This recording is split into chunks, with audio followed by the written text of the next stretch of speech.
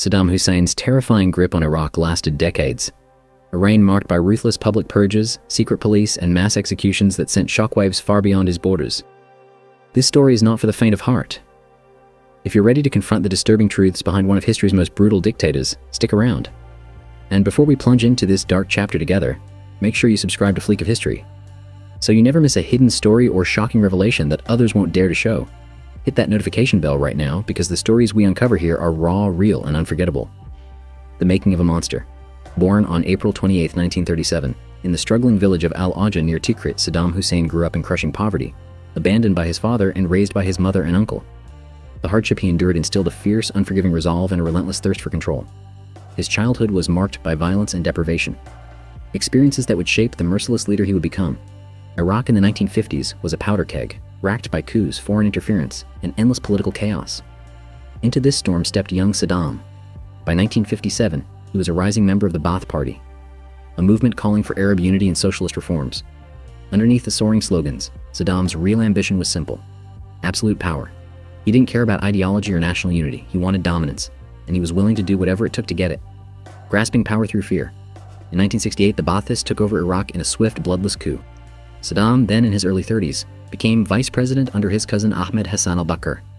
Behind closed doors, Saddam masterminded an environment of terror and paranoia, building intelligence networks and secret police units that could erase anyone at any time.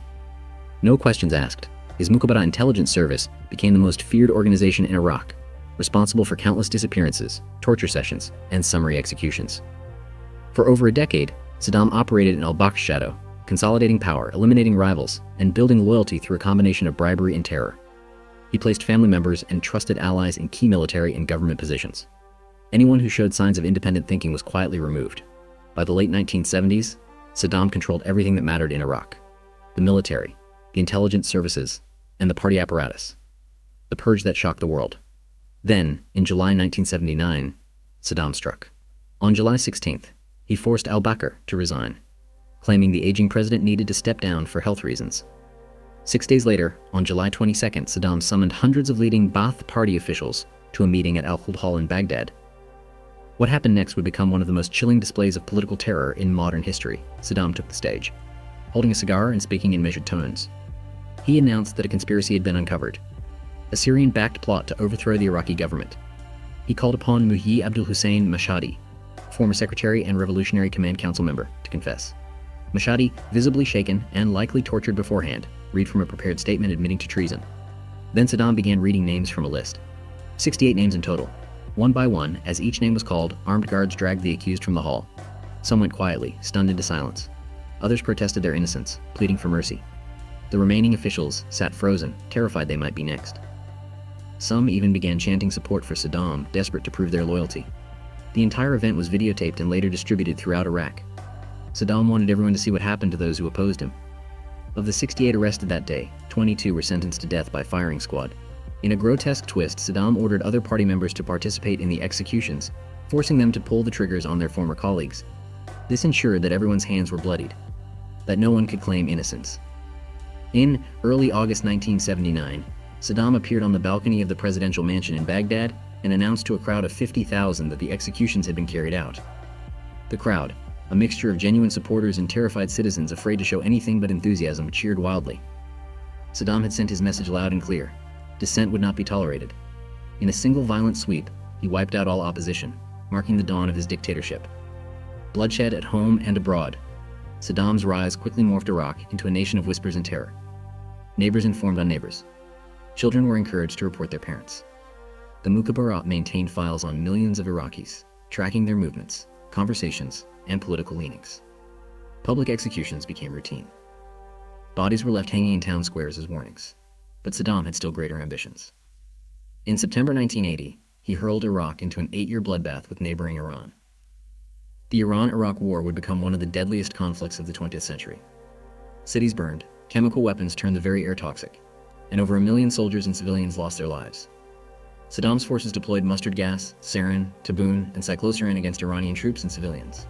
Iraq acknowledged consuming 800 tons of mustard gas, 600 tons of sarin, and 140 tons of taboon during the conflict. On June 28, 1987, Iraqi aircraft dropped mustard gas bombs on the residential city of Sardasht, exposing over 8,000 civilians. mostly women and children, and killing dozens within hours. At home, Saddam unleashed similar horrors on Iraq's own Kurdish population in the Anfal campaign, an atrocity that left entire villages suffocated and devastated. Western powers, fearing Iran's influence after the 1979 Islamic Revolution, gave him covert support: money, weapons, intelligence. The United States provided satellite imagery. France sold fighter jets. The Soviet Union supplied tanks and artillery. The war finally ended in stalemate in 1988, with neither side gaining territory, but Saddam declared himself victorious, celebrating amidst the rubble as if he were the conqueror of the century. The invasion that changed the world. Drunk on power and desperate to recover from the economic devastation of the Iran-Iraq War, Saddam invaded Kuwait in August 1990. He claimed Kuwait was historically part of Iraq and accused the small, oil-rich nation of stealing Iraqi petroleum through slant drilling. Within days, Iraqi forces had overrun Kuwait City, and Saddam announced Kuwait's annexation as Iraq's 19th province. The world reacted with fury. The U.S. spearheaded a coalition of 35 countries, imposing economic sanctions and assembling the largest military force since World War II in Saudi Arabia. Operation Desert Shield transitioned into Operation Desert Storm in January 1991, launching 5 weeks of devastating aerial bombardment followed by a ground offensive that shattered Iraq's forces in just 100 hours. Advanced American military technology, stealth aircraft, precision-guided missiles, infrared night vision, made the attacks devastatingly effective. Tens of thousands of Iraqi soldiers were killed, captured, or buried alive in their trenches by American bulldozers. The highway from Kuwait City to Basra became known as the Highway of Death, littered with the burned-out hulks of military vehicles and civilian cars fleeing the onslaught. Yet against all odds, Saddam clung to power. Coalition forces stopped short of Baghdad, and Saddam brutally crushed both Shia and Kurdish uprisings with helicopter gunships, tanks, and mass executions. Entire communities were slaughtered as Saddam reasserted control over the fractured nation. Life under the tyrant's boot. By the late 1990s, UN sanctions strangled Iraq's economy, leaving millions facing hunger and disease. The oil for food program was supposed to ease civilian suffering, but corruption and mismanagement meant most Iraqis saw little benefit. Children starved in hospitals lacking basic medicines. Families sold their possessions to buy bread. Iraq's once thriving middle class disappeared. Meanwhile, Saddam hoarded riches in his palaces decorated with gold, art, and menageries of exotic animals. He built dozens of lavish residences across the country, each equipped with bunkers, escape tunnels, and security systems. His sons, Uday and Qusay, became notorious for their brutality and excess, torturing athletes who lost games, kidnapping women, and murdering anyone who disrespected them. All the while, Saddam's surveillance networks and secret police enforced total loyalty through fear and murder. The regime maintained elaborate files on millions of citizens, tracking their movements, associations, and political leanings. Torture chambers operated in government buildings, police stations, and military bases. Techniques included electric shocks, acid baths, rape, and the use of industrial shredders to dispose of bodies. The world's most wanted. Everything changed on September 11, 2001. The U.S., citing Saddam's past use of weapons of mass destruction, his history of defiance, and suspicion of hidden terror links, demanded regime change. With no credible evidence that Iraq had connections to the 9/11's attacks, U.S. officials still insisted Saddam's weapons programs remained an unchecked threat. International weapons inspectors led by Hans Blix found nothing. But the world's trust was zero. In March 2003, after refusing an ultimatum to flee Iraq, Saddam watched as American and British forces unleashed Operation Iraqi Freedom. Iraqi cities fell quickly. Saddam's vaunted Republican Guard evaporated under relentless assault. By April 9th, U.S. tanks were rolling through Baghdad as mobs toppled Saddam's statue in Firdos Square, ending decades of rule in a single afternoon. Flight, fear, and the manhunt. For months, Saddam was a man on the run. Operation Red Dawn set U.S. and allied intelligence teams hunting through hundreds of hideouts across Iraq. The infamous deck of cards identified 55 key regime figures for capture, with Saddam as the ace of spades. His sons Uday and Qusay were tracked to a villa in Mosul in July 2003, where a fierce 4-hour gun battle ended with both killed. Saddam moved between sympathetic families, sleeping in abandoned bunkers and safe houses. He shaved his trademark mustache, dyed his hair in more simple peasant clothes. He traveled only at night, never staying in one place more than a few days. But eventually, his network of supporters dwindled, and intelligence gathered from captured bodyguards led American forces to a small farm near his birthplace in Tikrit. On December 13, 2003, beneath a humble patch of earth covered with bricks and weeds, soldiers found Saddam hiding in a cramped underground cell. Dirty, exhausted, and defeated, he rolled over without resistance, the feared dictator reduced to a trembling fugitive. A loaded pistol and 2 AK-47 rifles lay nearby, untouched. DNA tests confirmed his identity, and the world heard the words "We got him" as images of a disheveled Saddam flashed worldwide. The trial of the century. Saddam's day of reckoning soon followed. He faced a special Iraqi tribunal and a mountain of evidence. Signed orders witnessed testimony, gruesome videos, and survivors recounting torture and executions. Security around the courtroom was extreme. Judges and lawyers threatened, even murdered for participating. 3 defense attorneys were assassinated, and the chief judge resigned under pressure. The primary case focused on the 1982 Dujail massacre, revenge for a failed assassination attempt that unleashed waves of arrests, summary executions, and bulldozed homes. After an attack on his motorcade in the Shia town of Dujail, Saddam ordered a massive crackdown. Entire families were arrested. 148 men and boys were executed after quick, unfair trials. Their homes were destroyed, orchards uprooted, and land seized. Saddam, often combative and unrepentant, denied the court's legitimacy. He shouted defiance, seeking to use the proceedings as a political stage. He insulted judges, paraded witnesses, and delivered rambling speeches about Arab nationalism and resistance to foreign occupation. Yet, the sheer scale of documented violence and suffering overwhelmed any defense. The execution and its fallout. On November 5, 2006, Saddam Hussein was found guilty of crimes against humanity and sentenced to death by hanging. The court's decision split a wounded nation. The execution, set for December 30th, Eid al-Adha, a Muslim holy day, sparked uproar, with critics decrying both the timing and the atmosphere of vengeance. In the early hours, Saddam met his fate in a building that had once housed his own intelligence headquarters, a place where countless Iraqis had been tortured and killed. Defiant to the end, he refused to wear a hood, clutching his Quran, eyes fixed on his executioners. Witnesses described him as calm but angry, maintaining his composure even as the noose tightened around his neck. But that was not the end. The scene inside the execution room was secretly captured on a cell phone. Guards hurled sectarian insults, chanting the name of Shia cleric Muqtada al-Sadr. The commotion made the official execution video look less like justice, more like fury unleashed. Saddam responded briefly, appearing angry but composed. Then the trapdoor opened. The footage leaked online within hours, shocking the globe and igniting outrage over the chaos and abuse of the moment. Iraq, the aftermath of a tyrant. Saddam's death did not bring stability.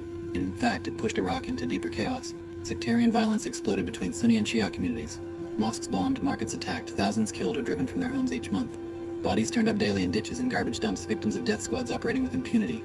Old regime loyalists and foreign fighters alike flocked to insurgent groups. Al-Qaeda in Iraq, led by Abu Musab al-Zarqawi, carried out devastating suicide bombings targeting civilians. The organization would later evolve into ISIS, the most terrifying extremist group of the 21st century. By 2014, ISIS had seized swathes of Iraqi territory, including Mosul, Iraq's second-largest city, declaring a brutal caliphate that shocked the world. Ironically, many ISIS leaders were former officers from Saddam's disbanded army, men who had lost everything after his fall and channeled their resentment into religious extremism. They used tactics learned in Saddam's military to devastating effect, combining conventional warfare with terror campaigns. The US and its allies attempted to bolster the fragile new government, but corruption, infighting, and outside interference undermined every effort.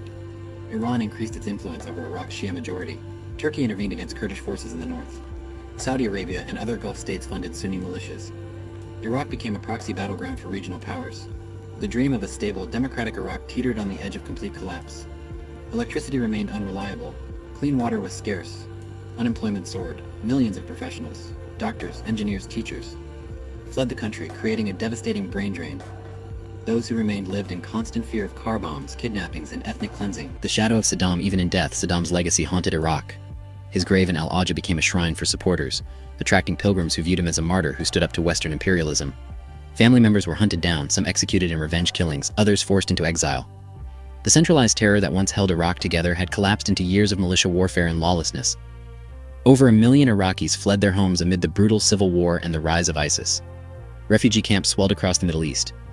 Ancient cities like Mosul and Ramadi were reduced to rubble in the fight to retake them from ISIS. Priceless archaeological sites, remnants of Mesopotamian civilization dating back thousands of years, were destroyed by extremists or looted by smugglers.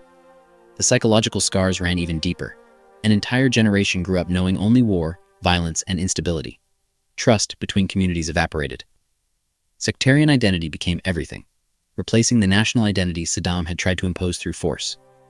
The unforgettable warning. The story of Saddam Hussein's public purge isn't just a chapter in some dusty textbook. It's a warning carved in blood. Leaders who rule through terror, paranoia, and ruthless violence might control their people for a time, but they inevitably ignite forces that cannot be contained. What began as a single man's obsession with power ended up destroying millions of lives and destabilizing an entire region for generations. Saddam's July 1979 purge set the template for decades of horror. The videotaped confessions, the public humiliation, the forced participation in executions. All designed to create a culture of fear so pervasive that resistance became unthinkable. Yet that same brutality ensured that when his regime finally fell, the vacuum left behind would be filled with chaos, revenge, and extremism. The weapons of mass destruction that justified the 2003 invasion were never found. The promised democracy never materialized. Instead, Iraq descended into sectarian warfare that continues to this day, with occasional flare-ups of violence, reminding the world that the wounds inflicted during Saddam's reign have not healed. Final thoughts. History doesn't repeat itself, but it rhymes. The patterns of tyranny, the mechanics of terror, the inevitable collapse. These cycles play out again and again across different times and places. Saddam Hussein's story is unique in its details, but universal in its lessons. Power without accountability corrupts. Fear without justice breeds resentment. Violence without purpose creates only more violence. If you found this story eye-opening, or even disturbing, don't let the truth stay hidden. Subscribe to Fleek of History right now for more historic truths they won't show in your textbooks or mainstream news. We dive deep into the darkest chapters of human history, exposing the realities that shape our world today. Hit that bell icon so you never miss our latest exposés. Drop a like if this video opened your eyes and share it to spark the real conversations that matter. Let's keep history raw, real, and unforgettable, because only by exposing the brutal realities of the past can we hope to build a better future. Until next time, stay curious, stay informed, and never stop questioning.